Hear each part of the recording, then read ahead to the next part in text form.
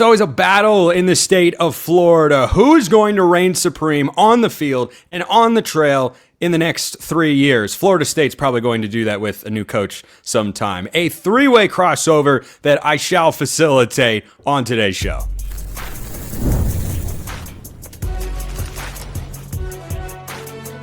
You are Locked On College Crossover, part of the Locked On Podcast Network. Your team every day. Yes, it is that time for a crossover edition of Locked On College Football, Locked On Gators, Locked On Seminoles, and Locked On Canes. I am your host for today, Spencer McLaughlin, but Brandon Olsen is here, Brian Smith is here, Alex Donno is here. Say hi, everybody, so audio listeners know that you're on their feet. Hello, how are you? We're indeed here. And we're all ready. Right, yeah, there we go. That was the energy that we were hoping for here. This was an idea that was one of the other people's brainchild, and I willingly agreed for reasons that I will be regretting in the next 30 minutes or so, but you all, I think, are going to enjoy it. So we're going to start with on-the-field results in the mighty state of Florida. By the way, this is part of the Locked On Podcast Network, your team every day, the #1 sports podcast network out there, celebrating 10 years of being in existence. Thank you all, especially our everydayers, for helping make that the case. So if we start on the field, Brian, we might be coming to you last here, but Donno, we're probably going to you first. The reigning runners-up in college football. I don't know if I could possibly, in good faith, pick Florida or Florida State to win more games than Miami in the next 3 years. Could you even see that as a possibility, decked out in Miami gear over there? You belong in the student section with that outfit. I love it. I sure do. And if Florida State were to win more games this year than Miami, I might just have to quit and find another line of work, because I don't think I could cover Miami if this Florida State team with a lame duck head coach who does play Miami head to head. And listen, I'll give Brandon some credit, because I think that at Florida, they're going to get things. Don't do that. Don't do that. All right, never mind. But I think maybe with the newest former G6 coach that they hired, this time it's G6 John, it's no longer G6 Billy, that I could at least see Florida, who's recruiting very well, a bunch of players that, of course, will not be on their campus until 2027, but they're recruiting very well right now. It's hard to be worse than Billy Napier was, so that's something. And, of course, Florida plays in the SEC, so it'd be very hard for a rebuilding Florida team to do better than Miami. And listen, Miami's got unfinished business, Spencer. It was a tremendous season last year, but ultimately they didn't actually win anything. They didn't win the ACC. They fell 6 points short of possibly winning a national championship. So Miami does come into this season with a chip on their shoulder. And, yeah, they're replacing some important former starters that went off to the NFL. I do think that they have done a really good job replacing Carson Beck when it comes to the new quarterback this year with Darian Mensah, who I think has a considerably higher ceiling than Beck does, and all the weapons in the world at receiver and running back. Malachi Toney, he brings Cooper Barkate with him. And Miami's schedule, even by ACC standards, not particularly difficult this year. I mean, they do play Clemson on the road. They have an easy game at home against Florida State. They do have to play a Virginia Tech team that may now be maybe up and coming at some point under James Franklin. And they play Notre Dame, which is a non-conference game. That's going to be a really, really tough one in South Bend. But outside of that, this looks like the type of schedule Miami should be winning 11 games, 10 games at worst in the regular season. So, no, I don't see Florida or Florida State having a better year, wins and losses, than Miami does. Donno, your framing of that last season for Miami is interesting. They didn't technically win anything because these two, gosh darn it. There we go. It took you long enough. There we go. No, go ahead. Trying to be modest. I'm sure your little joke will work now. Go ahead. Keep going. That guy and that guy would disagree that they didn't win anything, right, Brian? I mean, Miami didn't win anything, right? Or should we have a different interpretation of what not winning as a Florida-based Division I college football program looks like? All three teams didn't win anything cool. I mean, identical seasons, right? They're the same. Yeah, they're the same. Natty or bust. I mean, that's how the fan bases look at it, which is probably not smart, but that is how all three look at it. Donno's not wrong about that. If you've ever lived in Florida, they talk about nothing else. It's just true. So all the teams talk about championships from decades ago still at this point. It's like that's what happens. Well, you haven't done it in 20 years. You haven't done it in 25. Like that's the big argument right now, right? That's what everybody throws in each other's faces. And look, obviously, Miami way more successful last year than either of Florida or Florida State. But at the same time, like, we're still going to throw, well, you've never won the ACC into Miami fans' faces, and you didn't win the championship. Like, that's cool, but like it's cool to make it. Everybody likes to make it, but every rebuttal is going to be, so we're celebrating not winning. Like that's all it is. We're talking about this. Rivalry. At some level, given that Miami hadn't made the playoff under Mario Cristobal, for that to be their first season making the playoff, they win 3 playoff games. That's not exactly nothing. Not saying it's not a successful year, but you didn't win anything that has the value other than. See, but hold on. Let me jump back in here because I can't let 4-8 Brandon Olsen make it sound like Miami had the same season as Florida. I didn't go 4-8. I wanted Billy fired a long time ago. Okay, fair enough. But okay, it's not like, again, I was being modest, but I will say in a season where not only do you get into the playoffs, but you're a big underdog on the road at Texas A&M to open up the playoffs. It was like 3.5. I don't know about big. You were an underdog. They were a big, and I hate it that Spencer just checked me on that. Now, Spencer, you would agree they were big underdogs against Ohio State. That is correct. 9.5. Thank you. I didn't realize this guy knew all his lines like that. I can't get away with any of my debate team tricks on this one. They were big underdogs against Ohio State. They won the game by double digits, and they had a thrilling win against Ole Miss, where Miami were slight favorites, but the game was a barn burner. And those were a playoff road game and a couple of major bowl games, quarterfinal and semifinal, that Miami won. So, again, they do have a couple of shiny bowl game trophies, and they got very close to, nearly winning a national championship. Carson Beck, sputtered on that final drive with an opportunity to win it. So, yeah, it was a tremendous season. But point being, Miami comes into this upcoming season feeling like they have unfinished business. Brian, at the moment, Brandon's got a new coach. Donno's got a lot of positive momentum, well entrenched with an established football coach. Can you find an on-field result? We're going to get to recruiting later. Can you find an on-field reason to be optimistic about Florida State right now? Individual players is the only thing you can really point to, being realistic. I mean, Deuce Robinson, Usman Chroma, there's a handful of defensive players. They got a corner in Jabril Rawls that'll go in the first couple rounds of the draft. But, I mean, I don't expect this team to win enough games to go to a bowl. Anybody that does, that's their decision. But I tell it like it is, and I'm going to say the same thing here I say almost every day on Locked On Seminoles. I expect Mike Norvell to get fired after they play Miami and get crushed. Straight up. So that's it. Anybody in particular that you would want them to hire? I don't think it's really that difficult. The defensive coordinator at one Indiana university comes to mind. Yeah. It's the Broyles Award winner. I mean, the defense, you can ask Donno about that. Indiana's defense, even though it wasn't incredibly talented, man, they didn't make any mistakes. Give me that guy, and we'll move along. Say Brian Haynes is a hell of a DC. Yeah, I'd take Brian Haynes. Jacob Goins of Locked On Hoosiers hates that we are having this conversation right now. All the time. He punches me through the screen every time we talk on my show, and I mention that he's going to leave. He thinks he's going to keep him after this year, and I'm going, dude, you shouldn't have him there right now. I don't know how you did that. That's on how many places win a national championship and keep both of their coordinators? I don't know. I literally don't know the last time that happened. The only reason is because the national title is so late now. Nobody wants to wait because the portal and everything is already rocked. That's the only reason.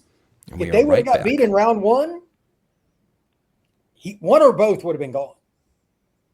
Yeah, that's probably that's true. That's true. And remember the year before, Andy Kotelnicki was going to be the head coach at West Virginia, and they said, we need you to abandon your playoff run. He said, I'm not doing that.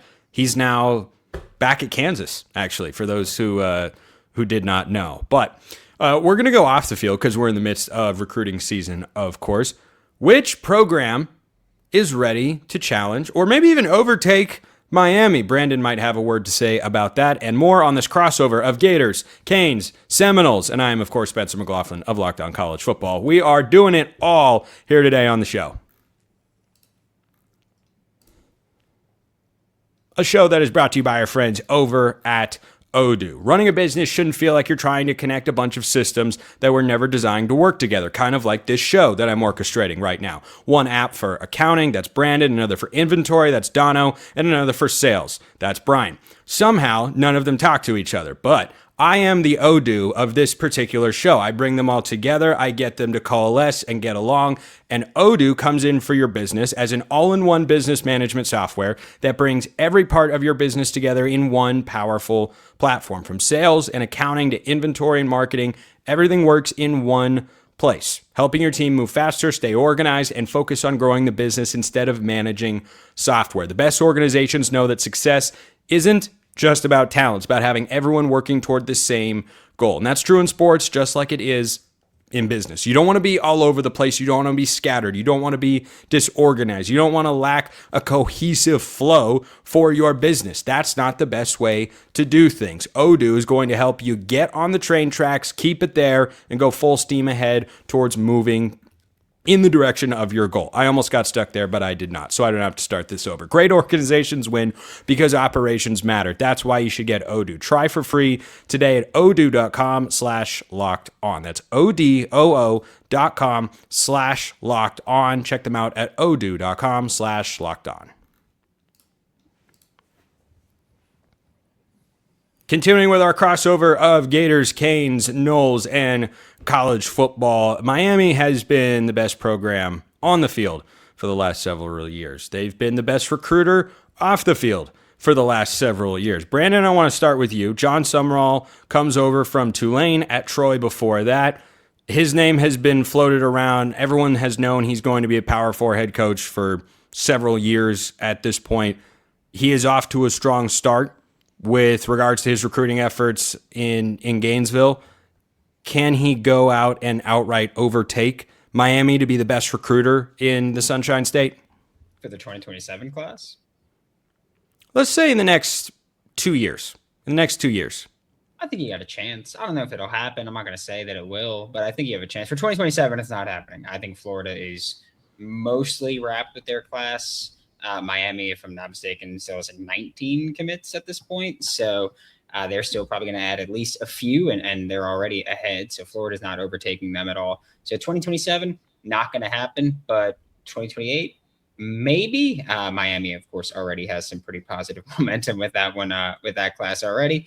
But I think that, yeah, Jon Sumrall could do it.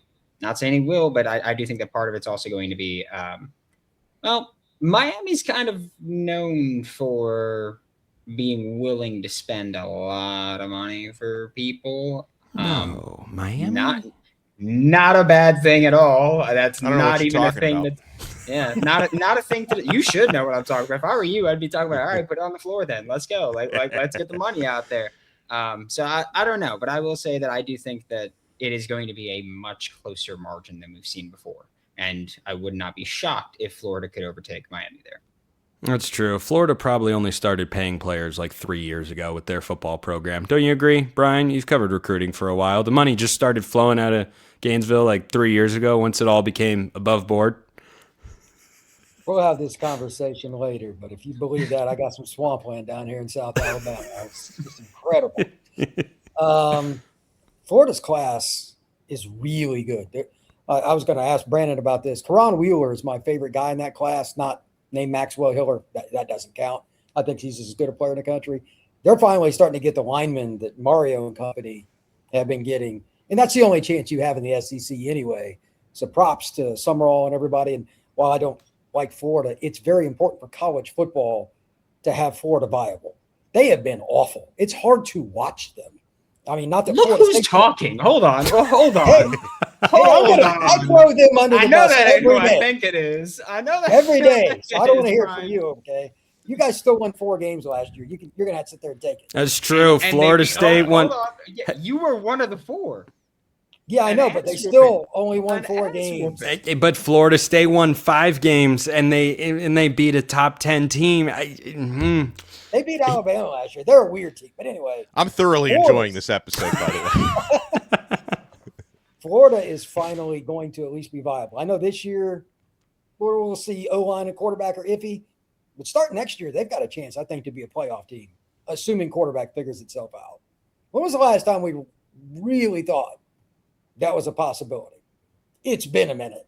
It's sad, but it's 2020 season, right? Like, legitimately? Yep. Then by 28, they could be on Miami's level. It's obvious their staff cares about recruiting, and the Bull Gator Club cares about spending money, because that class would not be put together. You know, they're getting kids from all over. So congrats to them. I think it's good for college football. Yeah, we saw it with Ohio State, kind of. You know, you see your rival win a national championship or make it to a national championship, and you kind of got amazing. that fire lit under your ass. There you go. We definitely haven't seen another rival win multiple national championships, but they finally care about it. So we get to at least light it up under there.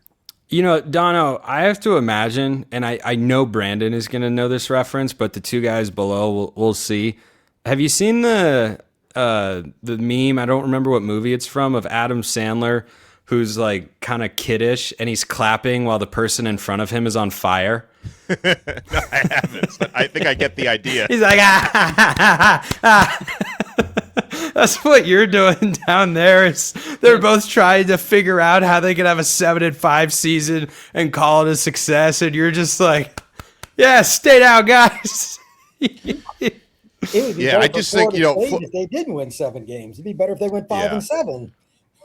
That's true. 7 games would be bad for Florida State. Yeah, that's true. And like I almost feel bad for Brian, because at least like Brandon's Gators are like a year ahead of what Florida State's going to eventually have to do, because they can't really, or maybe 2 years, because until they get rid of Mike Norvell and find the next leader, because like they can't even recruit right now. I've had conversations with this about Brian. Like I have talked to 2027 recruits who have said like they really like Florida State. Maybe they grew up rooting for them, but they're like, I can't commit to them because I'm committing to a coach who's about to lose his job. So it's like, you can't recruit from a lame duck status. And, you know, listen, from where Miami sits, obviously Miami's got it rolling right now. And as long as they continue, you know, winning games and competing for championships, it should become kind of a whole sort of self-fulfilling prophecy for Cristobal now that he's got the proof of concept from last year. And yeah, Brandon was right. Miami's got 19 verbal commits right now.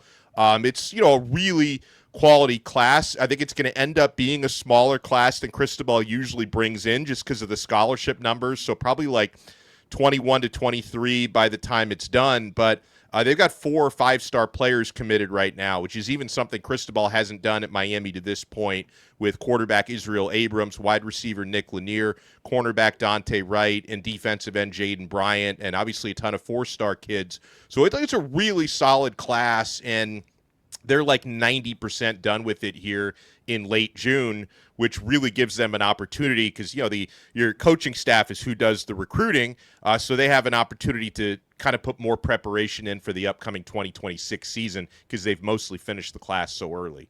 Brian, is the recruiting struggle bus that Florida State has been on only tied to the results on the field, or is it that kids don't like Mike Norvell personally? Because it's hard to imagine anyone having this take previously. This looks frozen to me right now. Oh no, it's not. There we go. You're back. When he was at Memphis or the good seasons at Florida State, it's hard to imagine that anyone would have said, yeah, I don't like Mike Norvell personally at all. Is this just because they've gone south on the field? Well, it's partially that, and it's partially because when he originally got there, they didn't hire the right people as recruiters. Look at what Mario has done. Look at what John has done.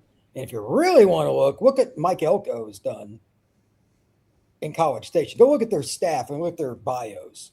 All those guys can recruit. Now go look at the original few years for Florida State's, like 2020 through 2023.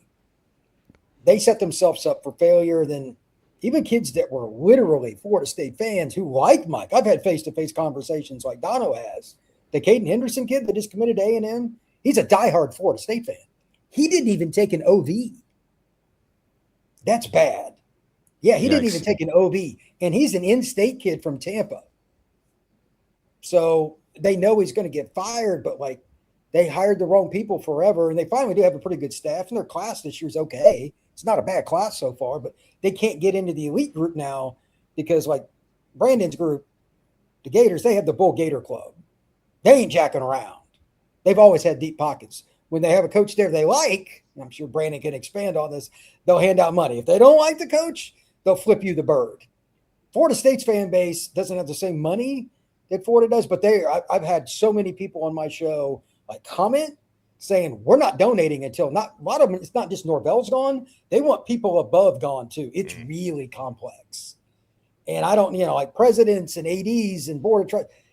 You don't get to pick who all that stuff is. So this could get really, really ugly really fast. All right, when we get back to wrap this four-way crossover of Locked On Gators, Canes, Noles, and college football, what does success look like for these programs in the next 3 years? Stick around to find out.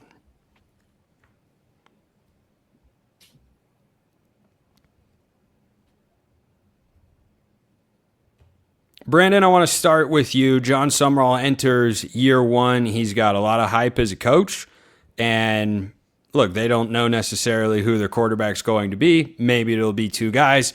We'll have to wait until fall camp or probably week one of the season in all likelihood before we are able to find that out. But next 3 years, what does a successful run of on-field results look like for Florida's new head man? Making it past the first round of the playoffs at least one time. I'm going to say that was surprisingly reasonable. Yeah. That's what we do here on Locked On Gators. I don't know if you know that, but I think this year, my expectation this year is 7 wins minimum, like 7, 8. Sorry, not minimum, but 7 or 8 wins. If you could sneak one out, I think within 3 years you should be at least advancing past the first round of the college football playoff. Brian, what about for Florida State? Let's assume. Well, no, this hiring a new head coach for Florida State. There you go. But that's the low-hanging fruit right there. But let's just answer the same question. Next 3 years, how many games? You can go year by year if you want. Do you want Florida State to win? Well, this year I just want him to win enough that he gets fired, whatever that total is. My fear is that they win 6 or 7 games because they're still in the ACC. It's a harder schedule this year, and they do have Bama and Florida outside the conference, but, I mean, it's college football. Would I be shocked if they won at Bama or beat Florida or something and lost to a horrible team? No, because it's Florida State. You never know what they're going to do. They just did that. I know. They did it last year. That's what I mean. So they got beat by Stanford and beat Alabama. Explain that to me. So, I forgot they lost to Stanford last year. Yeah, that was a real fun postcast. Let me tell you. It was out on the farm, right? Yeah, it was out. Dude, I'm telling you, since Stanford went into the gutter as a program, and Andrew Luck is trying to bring them out. We'll see if he has success. I think Cal is off to a much better start overall. Since Stanford went down, their fans stopped showing up, and I tell you what. It is a legitimately difficult place to play because there's no juice. You go out there and guys are flat. They have played some wild, crazy games at home. If you play Stanford at home, there's no threat whatsoever. If you're going to Stanford, especially in this new ACC, it's a very long trip. You've never seen the stadium before, and there's no environment. And so you have no emotion. You're like, oh, well, we should win and get out of here. And then you look up in the third quarter, you go, wait a minute, we're only up 17-13. The hell is going on right now? Yeah, Stanford was born in the darkness. Yes. Stanford is Bane, but, maybe after Batman.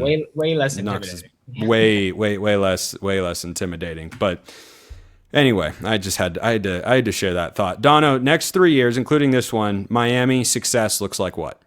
I mean, if Miami doesn't win a national championship in the next 3 years, you would consider that an unsuccessful stretch. I mean, that's what they've built this team for. To come, 6 points short of doing that in 2025. I think if they don't hoist a natty in the next 3 years, Miami fans wouldn't be satisfied with that. In terms of the goal for the upcoming season, you better win that darn ACC for the first time ever. I mean, it's something Brandon had already pointed it out. That has eluded Miami for the last 22 years, not winning the ACC. I don't see like a legitimate threat within the conference on paper for Miami. So you better do that. You better get back into the playoffs this year and make another run. I can't guarantee a natty this year, obviously, but if they don't win one within the next 3 years, I don't think Miami fans would be satisfied if they don't get that. Yeah, you can't guarantee one this year when this is obviously Oregon's year. This is a very reasoned take from you, Donno. Trust me, Brandon, I'm just as terrified to say that as anybody, but all right, buddy. Are you going to push back that Oregon has one of the 3 best rosters in college football? I don't care. Okay. you got to win the games, and Oregon hasn't done that. So. That's true. They have not. It turns out that until everyone has actually won a national championship, they haven't won a national championship. Breaking news from Brandon Olsen. Breaking news over there. Just to wrap this show, anybody have a quick jab they want to shoot across the bow here? I mean, why is Brian Smith here? I mean, the big 2.5. That's what we got. If they hire Brian Haynes, it may be different. But right now, you can throw whatever you want. I mean, by the way, Brian, you know I love you. Kicking your ass. I just want to throw that out there. Oh, that's a perfect note to end on. So, Brandon Olsen, Locked On Gators, Brian Smith, Locked On Seminoles, also Locked On the Portal, Alex Donno, Locked On Canes, and Locked On ACC. I'm Spencer McLaughlin. We appreciate everyone listening. We will see you next time. And until then, hope you all have a wonderful rest of your day.